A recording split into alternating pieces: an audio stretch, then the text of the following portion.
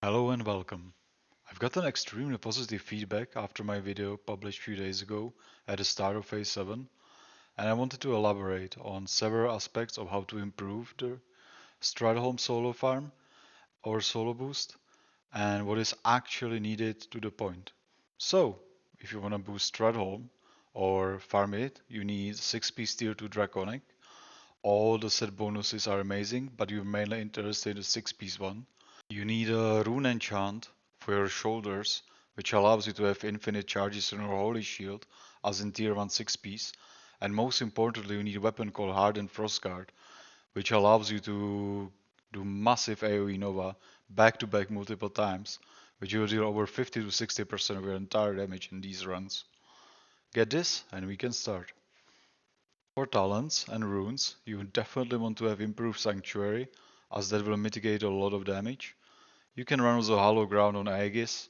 Hollow Ground is safer, Aegis is more offensive, but either will work for you, depending how it works in the end of the day. After a few pulls you're gonna try. For the other runes, you have to have Sheet of Light, as this will provide you with extra spell damage for your Frozen Nova procs on the sword. And of course you will need a Sacred Shield rune, which is another layer of sustainability and self-healing.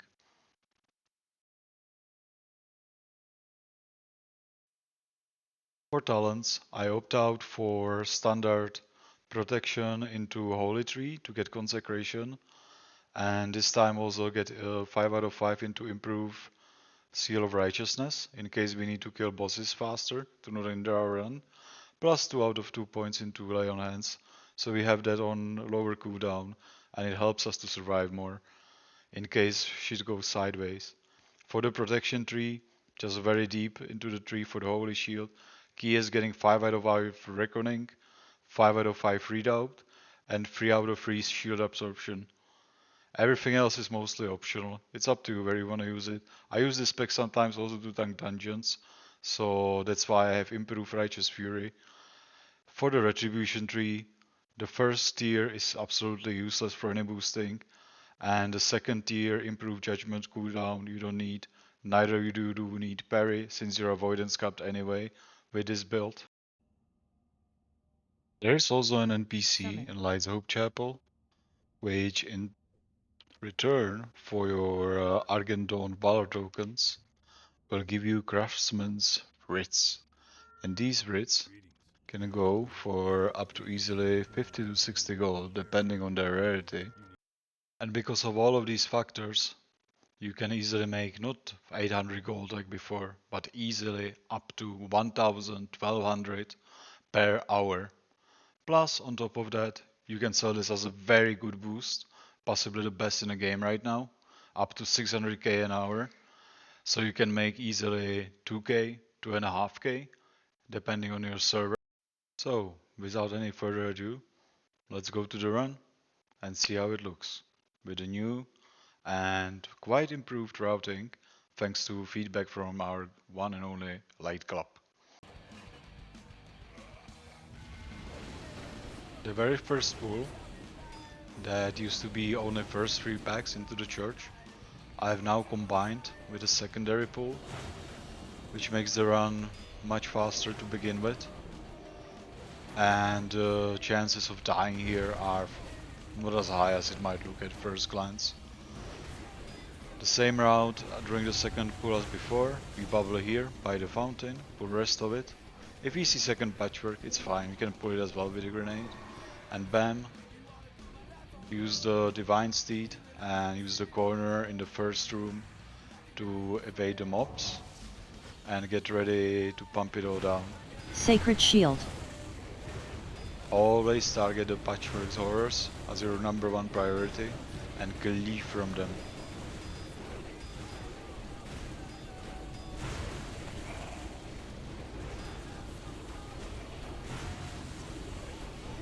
As you can see, I've changed the corner because in this corner you basically cannot be knocked in direction which would grieve you eventually, either too far away into the room or sliding across the wall. This way the patchworks can't do basically anything up until they die, and then I start playing with the trash where I get out, and I start to monitor and control the exploding cadavers.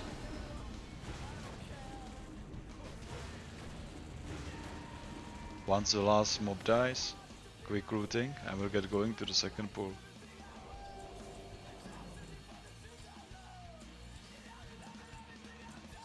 Sacred Shield.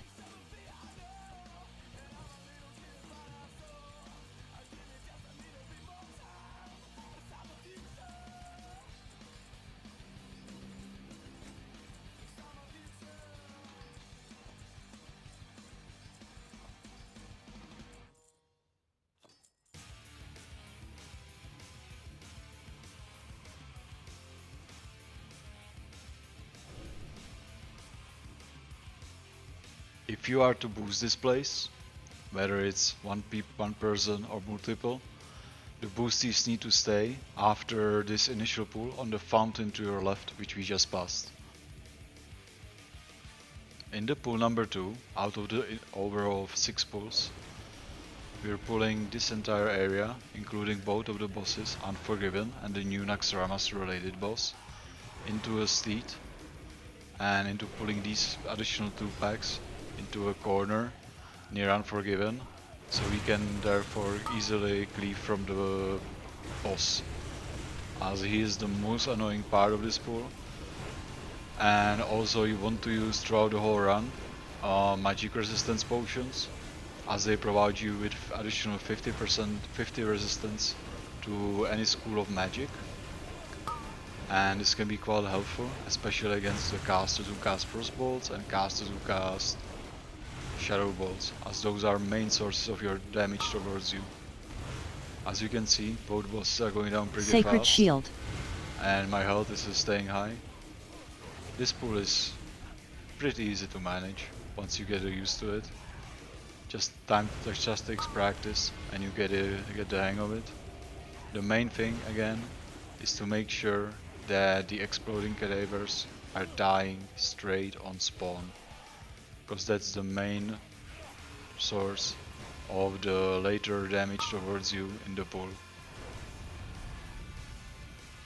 Here I lost several seconds because I didn't want to attack the skeleton in case my Thunder Fury would chain from it, and that would give me even further delay.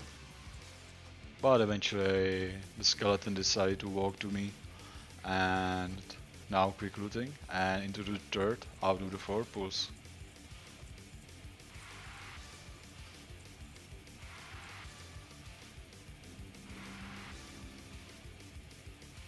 Sacred Shield.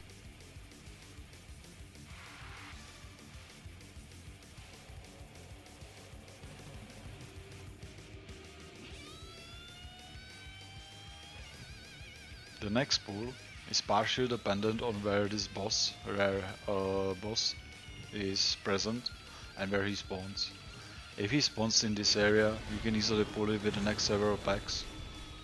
He doesn't do much damage, and it's extra Scourge Stone for you, which means additional easily 60 to 100 gold if you get lucky with the Craftsman's Writs.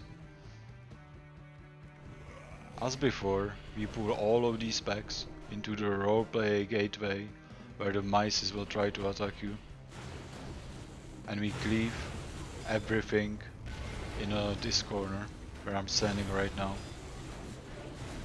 We try to cleave from the boss, as much as it might be difficult to find him in this mess.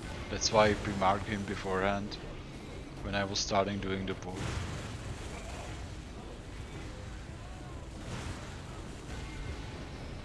Sacred Shield.